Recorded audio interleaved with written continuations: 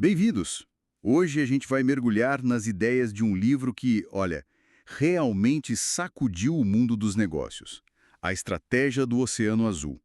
A nossa fonte são trechos dessa obra, que é fundamental, né? Virou best-seller no mundo todo e inspirou muita empresa aqui no Brasil também. A missão aqui é desvendar como essa estratégia sugere que a gente pode criar mercados totalmente novos.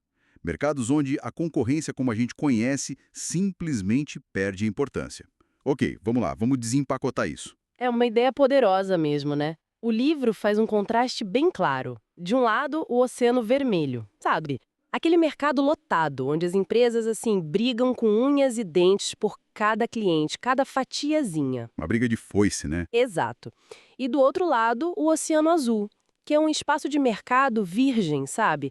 Inexplorado, sem essa disputa toda. A grande sacada é mudar o foco, parar de olhar para a briga e começar a focar na criação de algo inédito, um valor novo. E o motor por trás disso, o coração da estratégia, é o que eles chamam de inovação de valor, certo? Isso mesmo. Não é só, tipo, inovar por inovar, Não, não é. mas fazer isso de um jeito que, ao mesmo tempo, traga mais utilidade para o cliente por um preço acessível e ainda consiga manter os custos baixos para a própria empresa. Um salto de valor para todo mundo, né? Exatamente. Isso, olha que interessante. Quebra aquele dilema antigo de ter que escolher ou você se diferencia muito e cobra caro. Ou tem custo baixo e é mais um na multidão. Pois é, a inovação de valor busca os dois ao mesmo tempo. O Cirque du Soleil é o exemplo clássico que o livro usa, né? Eles eliminaram custos altos, tipo os animais, as grandes estrelas de circo, Que eram caríssimos, imagino. muito.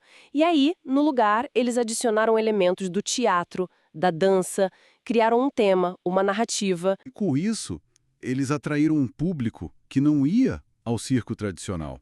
Um público adulto, disposto a pagar um preço premium bem mais alto. Fascinante. Totalmente. Mas assim, como é que uma empresa, digamos, mais comum, consegue fazer algo parecido? Não é todo mundo que pode ser o Cirque du Soleil. Claro, claro. Aí que entra uma ferramenta bem prática do livro. O modelo das 4 ações. É um framework mesmo. Ele te faz perguntar: quais fatores que a indústria inteira acha essenciais podem ser eliminados? Tipo, tirar da equação. Isso. Depois. Quais podem ser reduzidos? Bem abaixo do padrão que todo mundo segue. E o contrário também. Quais devem ser elevados, muito acima do padrão atual da indústria? Ok. Eliminar, reduzir, elevar. E a última? E a última, que talvez seja a mais criativa. Quais fatores totalmente novos que nunca foram oferecidos no setor podem ser criados? Entendi. É quase como fazer uma faixinha estratégica e depois construir algo em cima, né? Aquele exemplo do vinho Yellowtail que eles dão é muito bom para ilustrar isso. É ótimo. Eles eliminaram o quê? Aquela complexidade toda, sabe? A intimidação que muita gente sente na hora de escolher um vinho. Aquela coisa de sommelier, de safra. Exatamente. Reduziram a ênfase na terminologia técnica, no tempo de envelhecimento, coisas que afastavam o consumidor comum. E o que eles elevaram? A facilidade de escolha na prateleira, cores vibrantes, nomes simples. E criaram o que de novo? Criaram uma marca divertida, descomplicada, quase como se fosse uma cerveja ou um refrigerante em termos de abordagem. Isso tornou o vinho acessível para um público que, antes, simplesmente não bebia vinho. Muito bom. O que me chama muita atenção nisso tudo é essa ideia de não olhar só para o cliente que você já tem, mas olhar para fora, para quem não está comprando. E isso é fundamental. O livro martela muito nisso. Focar nos não clientes.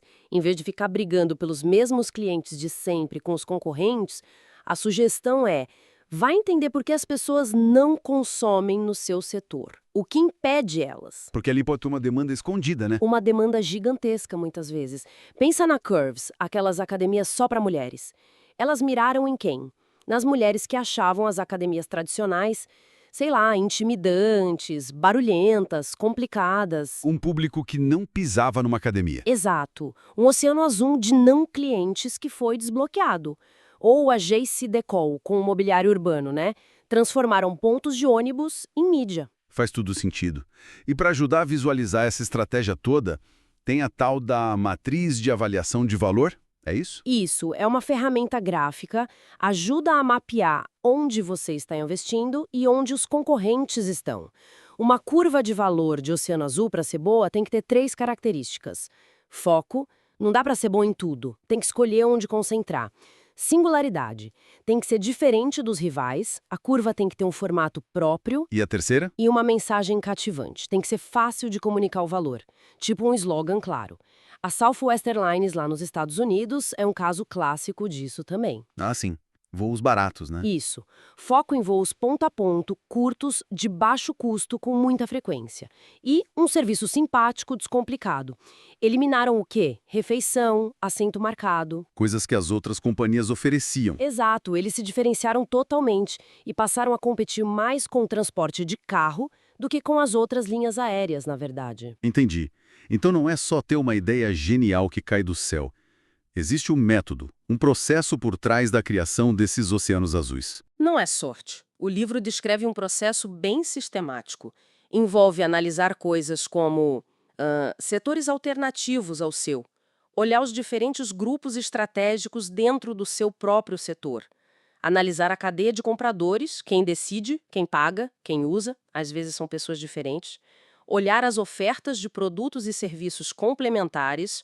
Tipo, o que o cliente usa antes, durante e depois do seu produto. Isso, e também pensar no apelo, é mais funcional ou mais emocional?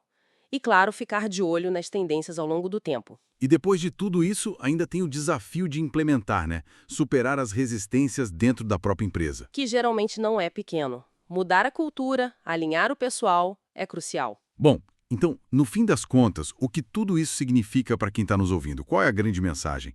Para mim, parece que é essa.